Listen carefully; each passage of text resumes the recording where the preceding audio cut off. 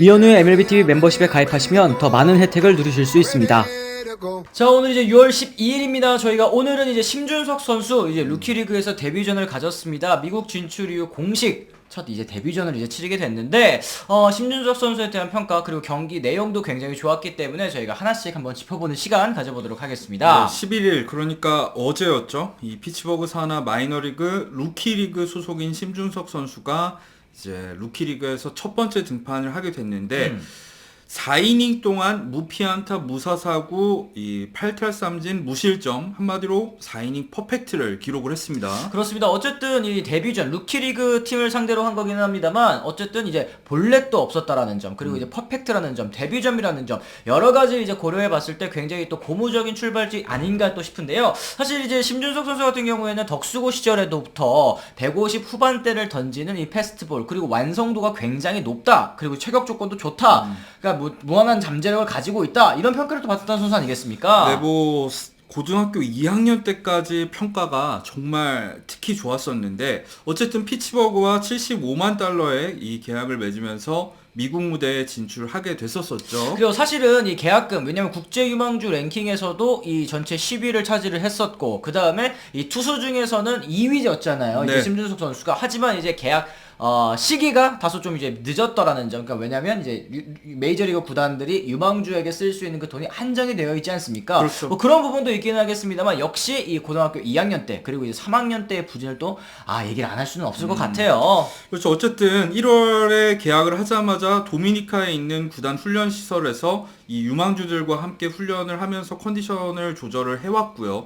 3월부터는 플로리다로 넘어와서 이제 훈련 프로그램을 소화하면서 준비를 해왔었던 심준석 선수가 이 첫 공식전에서 좋은 투구 내용을 펼치면서 이제 피츠버그 유망주 전문 매체죠. 파이리츠 프로스펙트 라는 데서 이제 심준석 선수의 등판 내용을 가지고 자세히 보도를 했었습니다. 그래요. 이제 심준석 선수 등판 내용을 보고 이제 평가를 내린 건데요. 4월에 이제 19살이 된 만으로 이제 19살이 된 거죠. 심준석 선수가 스프링 캠프 때부터 내부적으로 많은 화제를 모았다. 최고 101마일을 던질 수 있는 팀 내 최고의 유망주 중 하나라고 이제 소개를 했는데 일단은 패스트볼 구속이 이 안정적으로 형성됐다라는 게 굉장히 또 중요한 포인트인 것 같습니다. 네, 매체에 따르면은 94마일에서 97마일 사이에서 꾸준히 형성이 됐다고 하고요. 또 고무적인 게 타자를 압도하는 직구를 꾸준히 던질 수 있지만 또 이날은 패스볼에만 의존하지 않았다. 여러 가지 구종을 섞으면서 19살의 나이답지 않게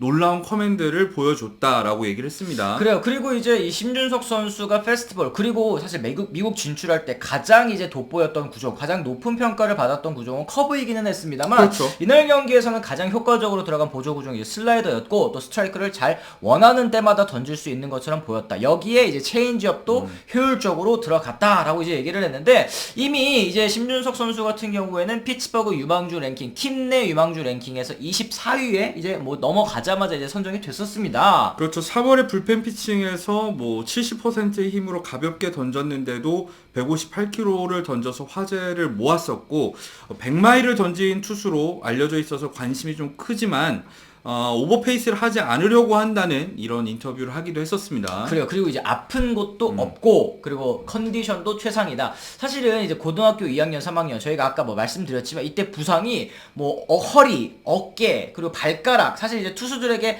밸런스 쪽 문제를 줄 수 있는 그리고 사실 이제 뭐 어깨라든지 뭐 이런 부분은 투수에게 굉장히 또 치명적인 그런 부상 아니겠습니까? 그렇죠. 그런 부상 이후에 좀 투구 밸런스가 무너지면서 이 제구에서 심각한 불안을 드러냈던 시기가 있었습니다.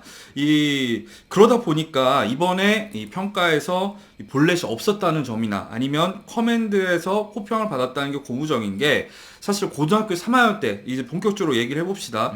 20.2이닝 동안 사사구가 35개였어.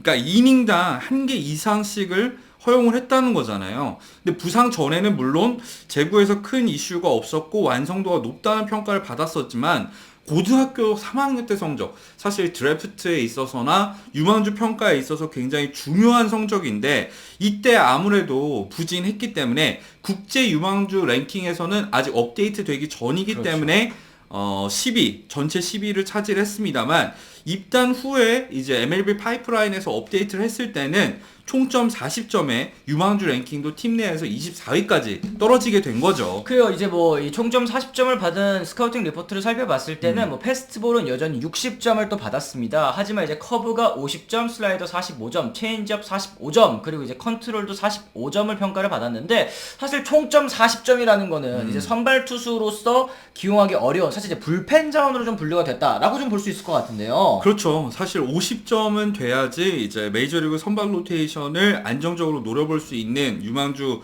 종합평가라고 할 수 있겠는데 근데 좀 생각을 해야 될 게 이거는 막판 부진이 반영된 업데이트 내용이지만 고등학교 시절에. 그렇죠. 이 고등학교 시절 막판 부진이 반영되지 않은 그러니까 원래 스카우팅 리포트 상으로는 총점 55점이니까 2선발, 3선발까지도 노려볼 수 있는 실링이 있는 선수라는 평가를 받았었고 또 이제 건너가서 나서 뭐 스위퍼를 장착하는 등 여러 가지 이제 변화를 겪으면서 저는 지금 MLB 파이프라인에 있는 유망주 평가보다는 심준석 선수가 훨씬 더 올라갈 만한 잠재력이 있다고 생각을 합니다. 그렇습니다. 그러니까 이제 사실 심준석 선수 같은 경우에는 이제 부상 이전에는 커맨드 이슈, 뭐 재구 이슈 이런 뭐 지금 뭐 장재영 선수 프로에 와서도 사실은 본래 정말 많이 내주고 있지 않습니까? 이런 선수들과는 사실은 출발은 좀 달랐다라는 점을 말씀을 드리고 싶어요. 그런데 선수 본인이 이제 얘기하기로는 몸 상태 건강하고 아픈 곳도 없다라는 포인트가 가장 중요한 것 같습니다. 그렇죠. 이 투수에게 가장 중요한 거, 재구를 잡을 수 있을 때 가장 중요한 게 역시 부상이 없느냐, 밸런스를 잘 잡느냐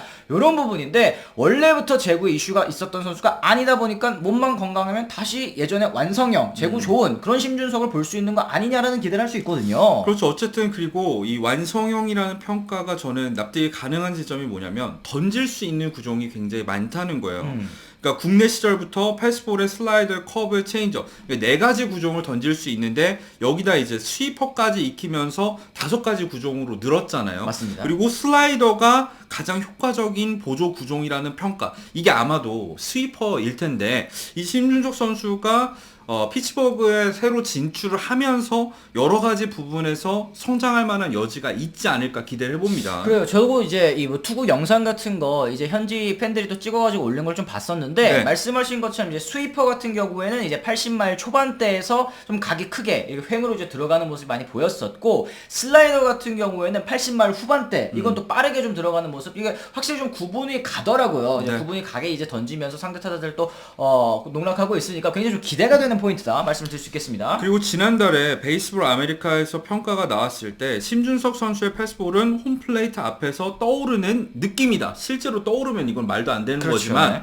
어쨌든 타자가 예상했던 것보다 궤적이 더 높게 그러니까 상승 무브먼트라고 하죠. 그러니까 상하 무브먼트가 굉장히 좋은 패스볼을 지니고 있기 때문에 이런 부분에 있어서는 예전에 이제 박찬호 선수의 진출 당시의 평가랑 맞닿는 부분이 있고 또 이제 체격 조건이라던가 투구 폼이라던가 이렇게 다양한 구종을 던질 수 있는 강속구 투수란 면에서 역시 이 얘기 해야지. 피츠버그의 예전 에이스, 지금 물론 양키스로 갔지만 게리 콜을 연상시킨다는 그런 얘기도 있습니다. 이 게리 콜을 연상시킨다는 게 정말 영상 한번 움자를 보시면 이 심준석 선수의 투구 폼이 게리 콜 선수랑 정말 흡사하더라고요. 그렇죠. 그렇기 때문에 팬들 같은 경우에도 예전에 피츠버그에서 또 활약했었던 게리 콜 선수를 또 추억하는 댓글들도 제가 봤었었는데 어쨌든 올해 입단한 고졸 선수 중에 최고의 패스트볼을 던진다라는 얘기를 또 들은 심준석 선수이니만큼 저는 사실 이제 루키리그 여기가 좁다고 생각을 하거든요. 심준석 그렇죠. 선수에게는 워낙에 또 이제 완성도가 높은 선수이다 보니까 조금 더 빠르게 뭐 싱글 A 아니면 이제 더블 A